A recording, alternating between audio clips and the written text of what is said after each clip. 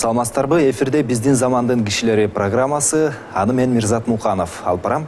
Бүгүн биздин студиябызга KG Group курулуш компаниясынын жетекчиси Имамидин Ташев мырза келип, суроолоруңузга жооп бермекчи. Сиздин буга чейинки берген интервьюларыңызды окуп көрдүм. Чынында көп маек бербейт экенсиз.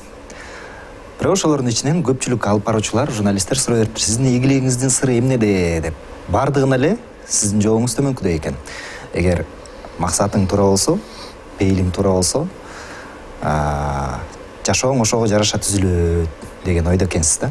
Ушундай ойго мен ушул ойду бышыктап, ушул ойго кошулуп калдым деп айтканыңыз бар экен да. Эмне үчүн? Эми чындыгында ушул ой, ушул максат, ушул айтып келаткан нерсемден буюрса Кудай тайгызбасын. Себебинде бул нерсени мен башымдан өткөрдүм десем болот да. Туура. Көп китептен окуп, жаттап алган нерселерин айткан учурлар болот, интервью берген учурлар болот. Бирок мен баягы бир аз ишенимдүү, анан бирөөдү ишендирип айткым келгени бул менин башымдан өттү. Албетте бизде эле баягы жаштык болду, бизде эле баягы туура эмес кылган убакыттар болду, туура эмес иштерге барган убакыттарыбыз болду. Бирок ошолордун баары баягы сабак болуп келип отуруп, анан ушул баягы биздин каалайбызбы каалабайбызбы, биз мусулман калкпыз да, кыргыз калкы. Кудайга ишенген калкпыз. Баягы парданын алдыдагы эле көрүнгөн жак эмес, парданын аркасында көрүнбөгөн күчкө дагы ишенген калкпыз. Албетте ошол ишенген калк катары пейил, айтып болот айтылбайбы? Амалга жараша акыбал. Амалга жараша акыбал. Бул деген пейилге жараша Жашоо. Жашоо, пейилге жараша жетишкендик деген. Биздин тилде айткандачы. Анан жана да айтып кеттим, пейилди кирдетип, пейилди тазалабай, пейилди арамдап да жашоо өтөт. Пейилди ошондой тескери кубулуштардын арасында ошо туура бир пейил коюп, туура бир калыс бир максат коюп жашасам деген башымдан өткөрүп көп нерсени өзүм жон терим менен сезгендиктен ушул нерсени дагы деле бышыктап кете алам да. Сиз бизнести баштап атканда бир максат болгон да. Ошо максаттар орундалдыбы?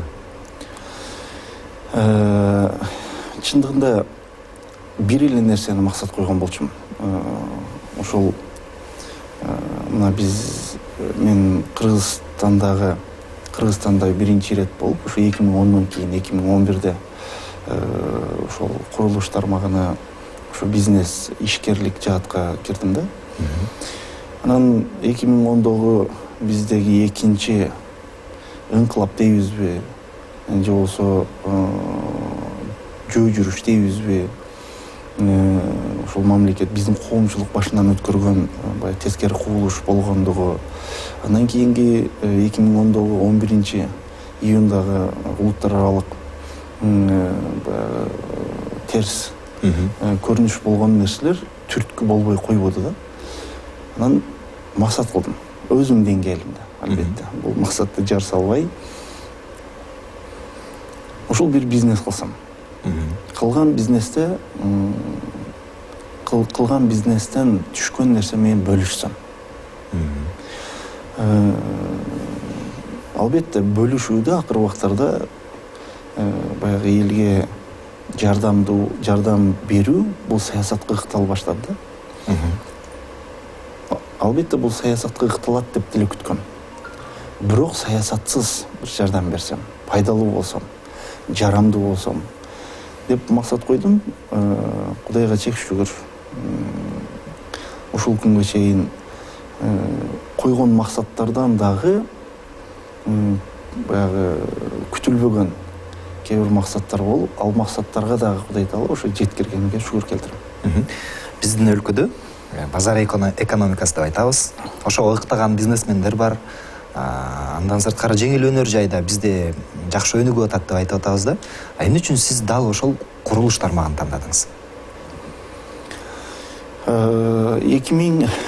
өзү биздин ушул мурунку союз мамлекеттердин арасынан бизге курулуш тармагы 2005-тен кийин гана келди да. Көп мамлекеттерде 90-жылдардын акырынан баштап эле өздөрүнө баягы колго алып, кээ бирги жаңы имараттар менен, жаңы курулуштар менен экономикасындагы өйдөгө жылдырганга аракет кылган мамлекеттер болду.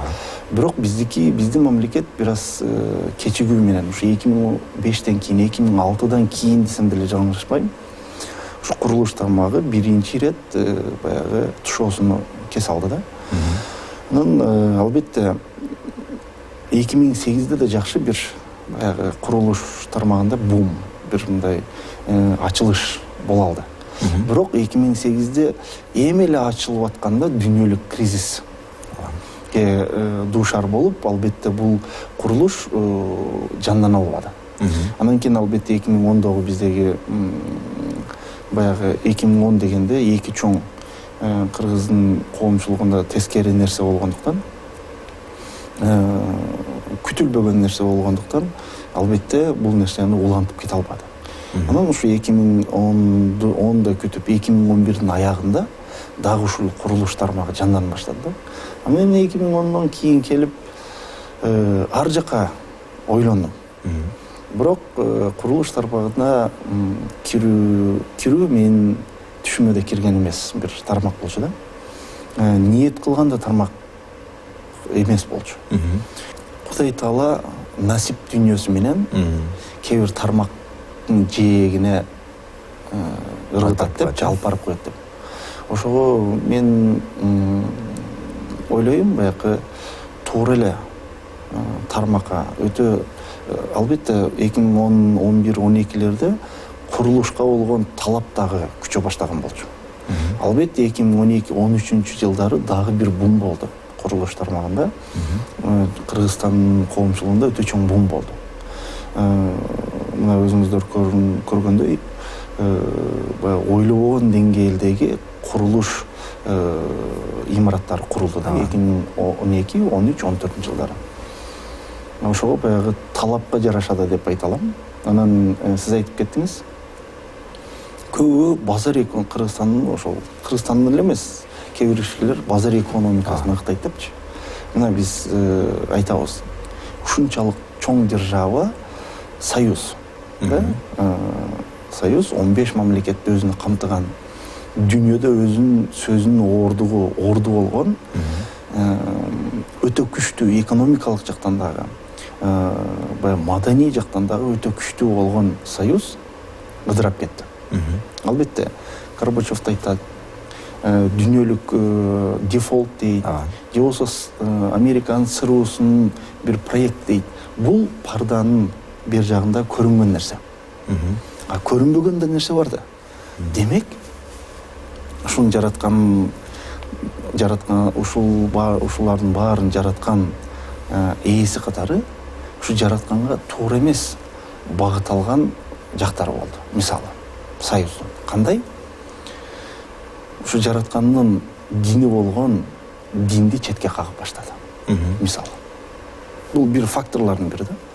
Көрүнбөй, албетте ыдырап кетти. Ошого баягы бардык нерсени базар экономикасына эмес, жана да айтып кеткендей, кичине пейилге, кичине максатка.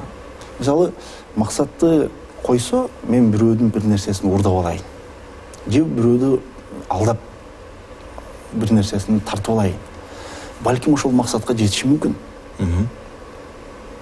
Бирок анын кесепети жакшы болбой калышы мүмкүн. Жакшы максат кылсаң, сенин колдоочуң да жараткан дагы күчтен менен албетте ал максатка эки эсе жетип калышы мүмкүн да. Ошого бардык нерсени ушул көрүнбөгөн нерсеге дагы ыктап, ишкердикте дагы жетишкендикке жетсе болот. Жеке турмушта да жетишкендикке жетсе болот. Курулушчу катары буга чейинки бир маегиңизди айтып турсуз, азыр мен окуп берейин. Эгерде биздин өлкөдө калыптанып калган пара берүү деген нерсе жок болсо, курулуп жаткан үйлөрдүн баасы бир кыйла арзанга түшмөк деген сиздин өзүңүздүн сөзүңүз бар экен. Демек сиз да пара бергенсизби? Албетте, эми бул бир буну баягы жашыруу жашыруу кээ бир деңгээлде туура эмес. Бул биздин коомчулук билет. Мына бул нерсени айтуудан баары тескери басат да.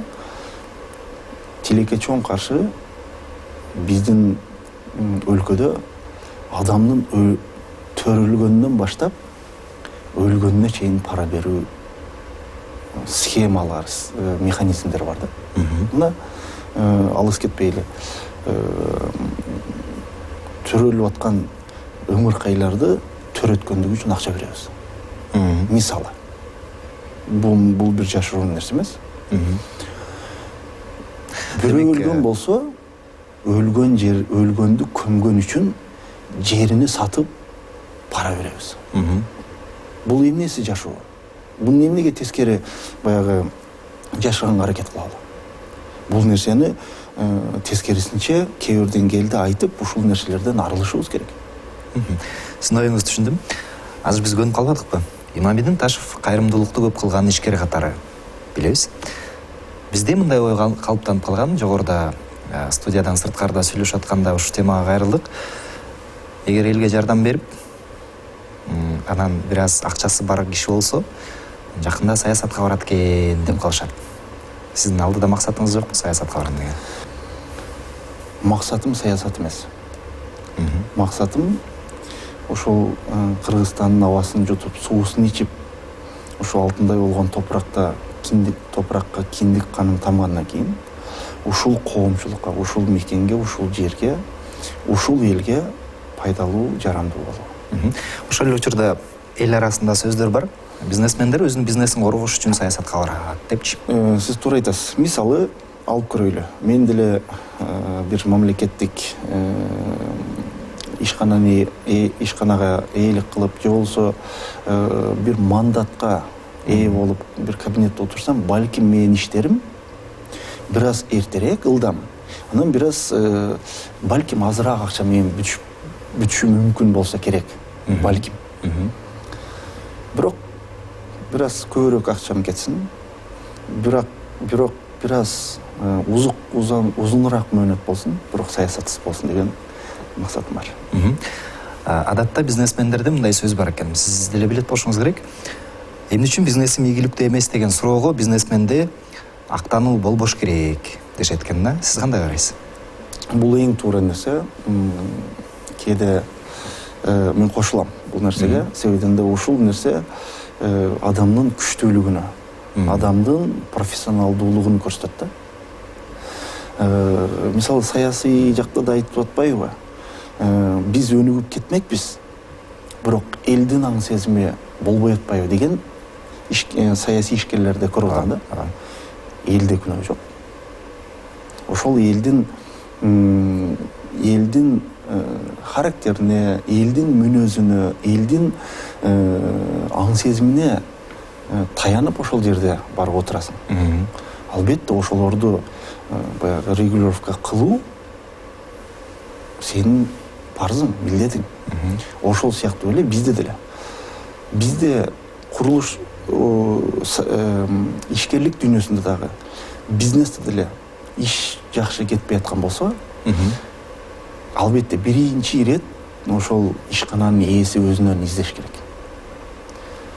Балким сиз айткандай экономикалык жактан, финансылык жактан, материалдык жактан, техникалык жактан баардык нерсе туура болушу мүмкүн. Балким моралдык жак туура келбей калышы мүмкүн. Туурабы? Мисалы, баардык нерсени баягы инструкцияга китепте жазылгандай кылышың мүмкүн.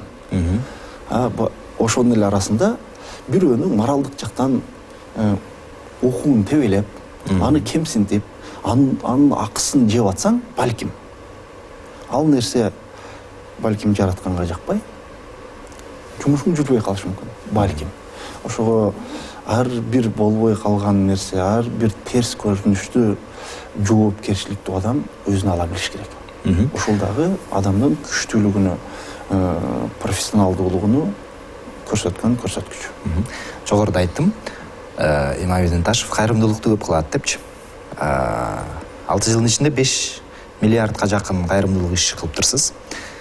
Ошо акчаларды өзүңүз көзөмөлдөйсүзбү, кайрымдуулукка жумшалган акчаларды?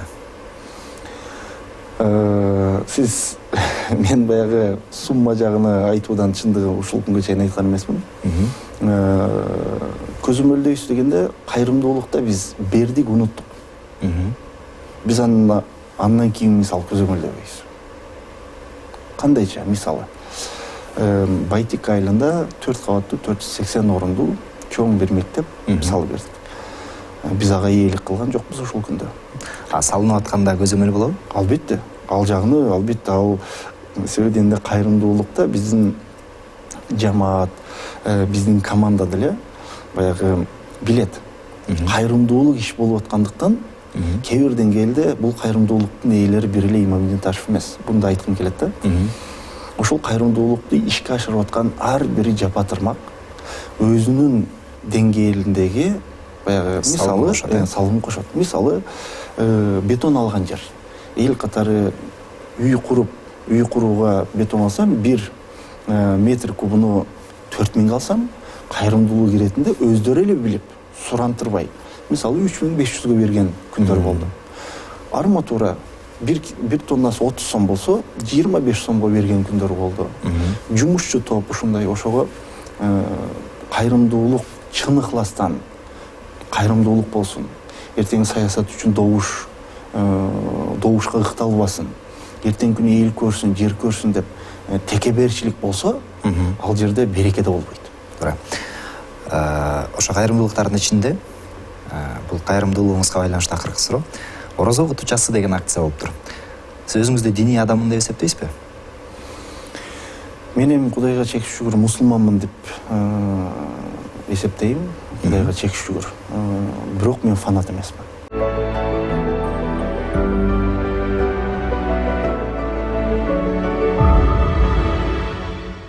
Адамдык кайсы сапатыңыз бизнесте ийгиликке жетүүңүзгө түрткү болду деп эсептейсиз? Жомарттык.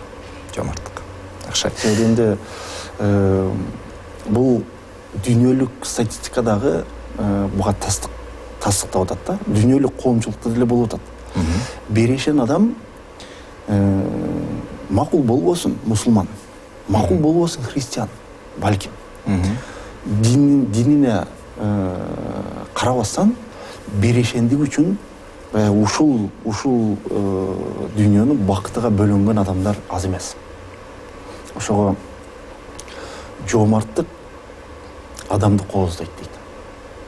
Жоомарттык адамды бардык жактан байытат дейт да. Бул сөздүн мааниси бар. Бул сөздүн түпкүрү маңызы бар. Ошого берешен болуу мен ойлойм, 1 коомчулукка жаккан иш, 2 жаратканга жаккан иш. 3 берешендик, жоомарттык менен өзүңдүн ичиңде сезим бар да, туурабы? Мисалы мен буну көкүрөк кагып айтпайын, берип кубанам десем жаңылышпайм. Кээ бирлер берип атканда баягы кыйналып бергендер да жок эмес. Бирок берип бошонуу, берип көп жаман нерселерден арылуу деген нерселерге көбүрөөк ишениш керек. Мисалы телевидение электр жана азыркы учурда санарип байланыш аркылуу элге көрүүчүгө маалымат жеткирүү. Телевидениеде иштеген алып баруучу мен мисалы бир берүүнү алып барам. Бизнес деген эмне, сиздин аныктама бере аласызбы? Жана ушуга улай эле бизнес деген эмне деген суроого улай эле бизнесмен, ишкер же сиз жакшы билесиз, иш адамы дейт түрктөр. Ал ким? Ишкер деген мен кыскача айтып кетсем, жоктон бар кылуучу. Мен дагы бир жаңы аныктама берүүгө аракет кылам. Макул дүйнөлүк ишкер, дүйнөлүк бизнесмен башка жанагы жоктон бар кылуучу боло берсин. Бирок мен ошол кыргыз коомчулугуна айтып кетчү аныктама, ишкер деген бул жоктон бар кылуучу, бар кылган нерседен бөлүшүүчү. Келиңиз сиздин жашооңузду экиге бөлүп карап көрөлү. Чынында сиздин бизнеске келгенге чейинки жашооңуз тууралуу маалыматтар интернет айдыңында да жок койсо экен, эмнеге билбейм. Жашооңузду экиге бөлүп карап көрөлү. Мурдакы, балким Россияда иштеп жүргөн Имамидин Ташев, учурда ийгиликтүү бизнесмен болгон Имамидин Ташев. Экөөнүн кайсынысы сиздин жүрөгүңүзгө жакыныраак? Чындыгында баягы көп айтат. Мен жөнүндө, биздин компания жөнүндө айтат да, көбүрөөк пиар кылат депчи. Мен бактылуумун жакшы нерсени пиар кылып аткандыгыма. Мен бактылуумун жакшы нерсени элге көргөзүп, элге угузуп, элге жакшы нерселер да бар экен деген үмүт шамын жандырганыма. Сөйдөн да азыр көрүп атасыздар, коомчулукта бузмай, жемей, ичмей, алдамай деген нерсе бул жашоо эмес, бул болуп атат. Анан эл ушундай терс көрүнүштөрдү көрө берип, уга берип, элде ишеним сезими жоголуп баратат. Деги эле мындай ишеним, вера деген нерсеге коомчулукта азайып баратат. Ушул нерсени кайтаруу иретинде ушул бекер берүү, баягы жөн гана жардам берүү, максатсыз дегенде эртеңки күнү бир нерсе үмүт кылбай жардам берүү деген жакшы нерселер менен элге ишенимди кайтарсак деген эле максат менен ушу жакшы баягы элге жеткиргенге аракет кылып атабыз да. Анан туура айтасыз, мен 2009-дун аягына чейин Москва шаарында ишкерлик кылдым, бирок ишкерлигим ушул күндөгүдөй масштабтуу болгон жок. Бирок өзүбүздүн деңгээлде болду. Ал жерде деле колубуздан келишинче кайрымдуулук менен эле болгонго аракет кылдык. Мисалы, баягы Кыргызстандан барган студенттерди кароо менен, ошолорго стипендия берүү менен, ошол биздин динибиз, каада салт, үрп адатыбыз болгон Ноорузда кыргызды бир жерге уюштуруу максатында иш-чаралар өткөрүп, Курбан айт, Ороз айттарда мал союп, кан чыгарып, Кудайга жакындоо деген иш-чараларды колдон келишинче кылып, кайрымдуулукту ошол жактан баштаганбыз. Бирок баягы бөтөн эл, бөтөн жер болгондуктан, балким сиз айткандай, интернет айдыңына деңгээлине чыккан жокпуз. Бирок мен баягы өтө мен үчүн оор суроо да, сиздин сурооңузчу. Кайсы Имамидин өзүңүзгө жагат депчи. Эки жактын тең өтө баягы плюс жактары бар. Мага жакын жактары бар. Бирок мен жооп бермекмин, азыркы ушул 2011-12ден кийинки мага көбүрөөк жагат. Себебинде көбүрөөк элге пайдалуу болуп, көбүрөөк элден бат алып, көбүрөөк элге жакшы жагым менен таныла алгандыгым үчүн ушул жак мага көбүрөөк жакты. Учурда сизди ийгиликтүү бизнесмен деп билебиз биздин өлкөдөгүчү. Ошол эле учурда элге Имамидин Ташев деген ат белгилүү. Сиз деле таанбайт болушуңуз керек, белгилүү ысымдардын аркасынан жакшы дагы, жаман дагы сөздөр ээрчип жүрөт. Мисалы, Имамидин Ташев жапжаш болуп туруп илеген компанияны башкарат деген сөздөр айтылат. Жамандарын айтпай эле коелу. Элдин айтып аткан сөздөрүнө сиз маани бересизби же сиз үчүн баары бир? Албетте маани бербей кое албайсың. Себебинде ошолорго маани бергендигим бул келечекке кадам шилтегениң да. Сиз туура айтасыз. Мына 2010-дон кийин мен көп деле ата энемден калган байлык менен бул ишти баштаган жокмун. Же болсо сырткы мамлекеттерден, чет мамлекеттерден бир тыйын же болсо акча келип отуруп ошолордун акчасы менен баштаган жокмун. Кимге гана ыктап көрбөдү. Мени ушул кетип калган Курманбек Бакиевдин акчаларына адалдап атат деген миштер көп жүрдү. Кыскасы, кыргыз бияктагы коомчулукта кандай терс көрүнүштөр же терс баягы адамдар коомчулукка жайылганда ошонун адамы экен, ошонун компаниясы экен деген, мисалы акыркысын айтып өтөйүн, Текебаевдин компаниясы экен дегендер көбөйдү. Бул нерселерге мен көп маани бербейм, сөзүн ачыгы. Бирок кайсыл жагынан маани берүүчү нерселер бар. Мисалы, бул кээ бир жана сиз айтпадыңызбы? Балким сиз баягы саясатка барсаңыз бизнесиңизди коргомоксуз депчи, мен сизге жооп бердим. Балким мен мандат алып кабинетте эле отурсам, мен жумушум батыраак ылдамыраак, анан азыраак акча кетсе керек эле депчи. Курулуш деген бул өндүрүш, производство. Курулушта бардыгы 100% жакшы болот деген нерсе жок экен. Биздин кээ бир деңгээлдеги баягы закондордун чийкилигинен бири-бирине карама-каршылыктар кээ бир деңгээлде болгондугунан мисалы кээ бир объектилерибиздин соттошуп аткан жерлерибиз бар. Мисалы ал 10 жыл, 15 жыл, 20 жыл алдыңкы нерселер чыгып аткан жактар бар. Ошол жакта убагында элге бере албай калган объектим бар, мисалы. Албетте ошолордун сын пикири мен үчүн өтө маанилүү. Мен ошолорду угуп, мен ошолорду айткан, туура айткан нерселерине кулак сырга кылып илип, жакшы жакка жол алуу үчүн албетте бул нерселерге маани берем. Андатта жогоруда айтпадыңызбы, бизнесмен жоктон бар кылчу жаратмаган депчи. Алгачкы жолу эң көп каражат тапканыңыз эсиңиздеби? Биринчи каражат тапканды айтайын, 98 жылы, 99 жылы. Ошол орто мектепте окуп, ошол орто мектептин ичиндеги окуучулар арасында турнир болуп, теннис, стол үстүндөгү теннис. Ошондо мектептин биринчилигин алгам. Ошондо биздин мектептин акысы, бир айлык акысы жаңылышпасам 150 сом болчу. Мага ошол убактагы ошол биринчи болгондугум үчүн 150 сом, 350 сомдук конвертте тапшырган да, менин эсимде бар.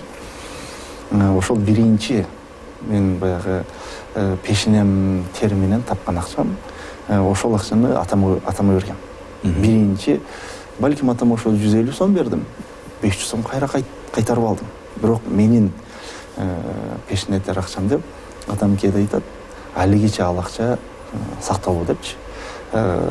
Хотя ал уже эски 50 сомдук, баягы эски чоңураак 50 сомдук болчу. Ошол анан албетте андан кийинги баягы чоң акча тапкандыгым бул Россия Федерациясында, ошо Орусия жергесинде болду. Андан кийин мен эми баягы көп акча таптым да дей албайм. Мен максатым ошол элдин баары акчасынын санына, цифранын көбөйткөнгө аракет кылса, мен ошол мен жөнүндө жакшы пикир айтчу, мени мактачу адамдын санын көбөйткөнгө аракет кылам. Бир аз башкача үмүткө уралы маегибизде. Эгерде 5 миллиард доллар таап алсаңыз, каяктан келгени маанилүү эмес. Сиздин колуңузда 5 миллиард доллар бар. Эмнеге коротмоксуз? Мисалы, диний мусулман катары карасаң 40% зекет дейт да. Эгер ушул күнү азыркы тапта ушундай бир жагдайда тапкан болсом, миллиард деген чоң сумма. Бир деп айтайын деген, бирок сиз көбүрөөк айтканды жакшы көрөт экенсиз, ошон үчүн 5 деп айттым. Кыргызстандын ошол келечек муун катары бизге өтө маанилүү муун катары. Эми мен муну телевиденияга айткандык эмес.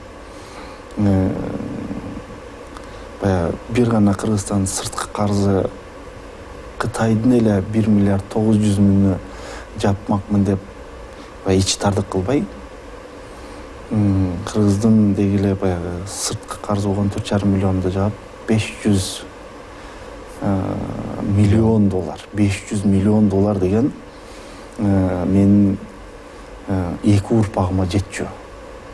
Эки эмес, андан да көбүрөөк урпакка жеткүчү сумма да. ал 5 миллионду бат эле 5 миллиардка ишкердик менен көбөйтүп алмак. Мен атайын ошого тууралап 5 деп айткам. Анда айтканыңыз келсин. Айтканыңыз Кудай келсин. Таала ошол цифраны сизге дагы Кудай Таала салды оозуңузга. Мени деле, мен буну чын ыкластан айтып атам.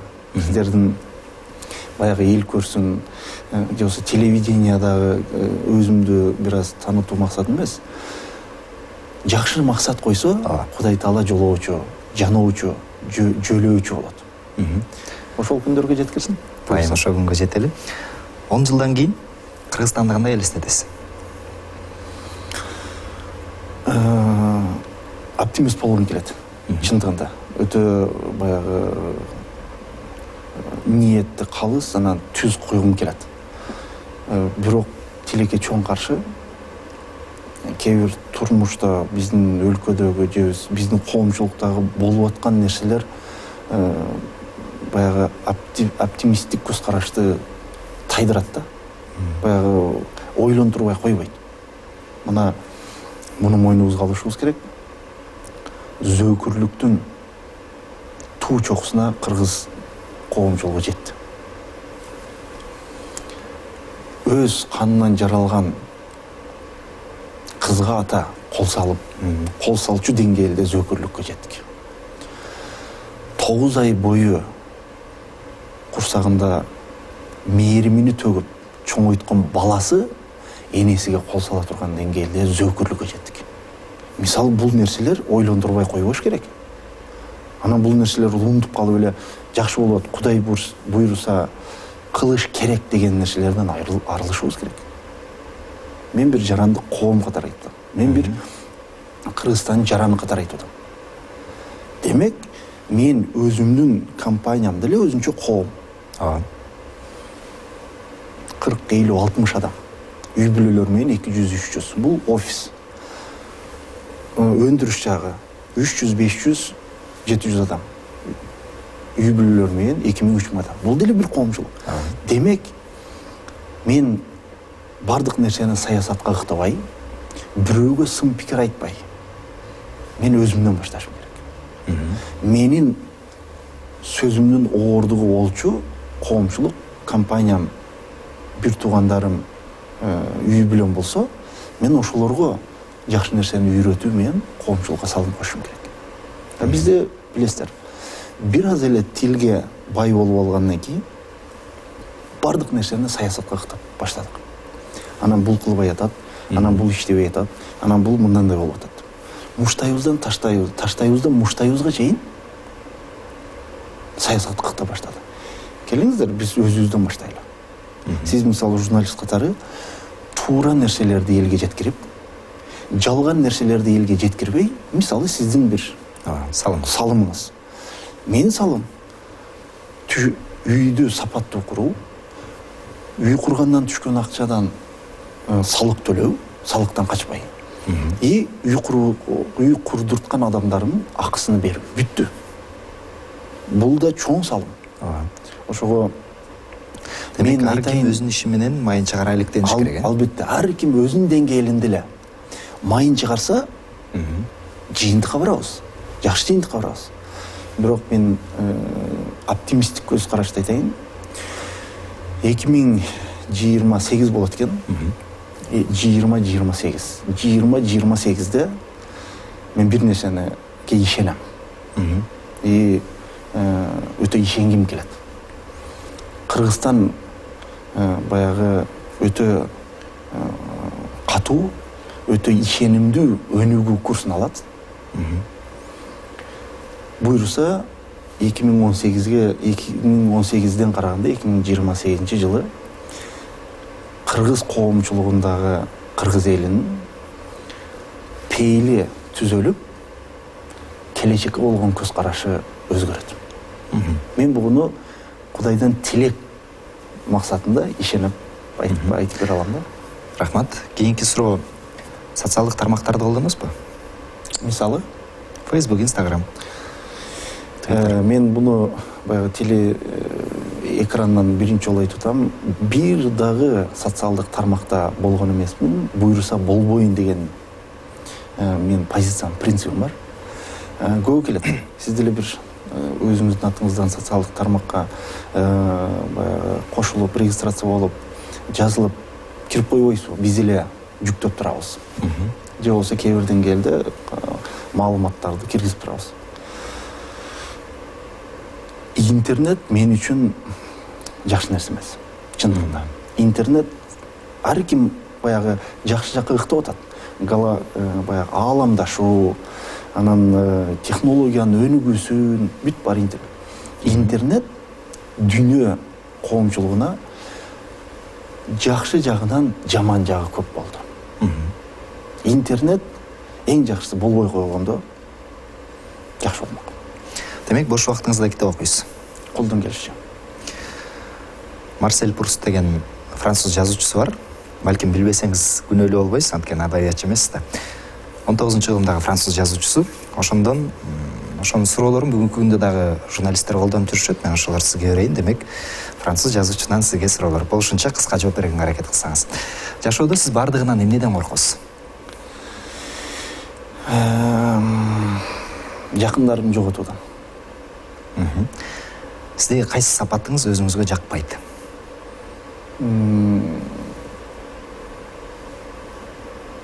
Корустук. Кайсы учурда калп айтасыз? Бирөөдү илдештирүүдө. Качан жана кайсы учурда, кайсы жерде өзүңүздү эң бактылуу сезгенсиз? Бирөөгө бир нерсе бергенде. Жашоодогу эң чоң жетишкендигиңиз деп эмнени айтасыз? Кайрымдуулук. Жашооңуздагы өкүнгөн учур? Эми өтө эле көп болот чындыгында. Бирок аябай деле катуу өкүнгөн эмес окшойсуз, ойлонуп калдыңыз. Эми баягы өтө эле сиз туура эле айттыңыз, өтө өкүнгөн жагым жок. Кудай таала мындан кийин да өкүндүрбөсүн. Айтканыңыз келсин. Сиз үчүн бакыт? Мен үчүн бакыт жомарттык. Мен ошого такай. А бактысыздыкчы? Сараңдык. Мырзалардагы сиз баалаган сапат?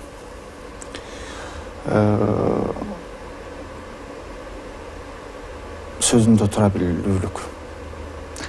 Айымдардагы сиз баалаган сапат? Намыстуулук. Рахмат, атайын убакыт бөлүп биздин студиябызга келип маек куруп бергениңиз үчүн ыраазычылык билдиребиз. Рахмат, сиздерге да ийгилик. Ушуну менен бүгүнкү берүүбүздү жыйынтыктайбыз. Эсиңиздерге сала кетсек, бүгүн биздин студияда KG Group курулуш компаниясынын жетекчиси Имамидин Ташев мырза болду. Ал эми сиздер менен коштошом. Саламатта калыңыздар.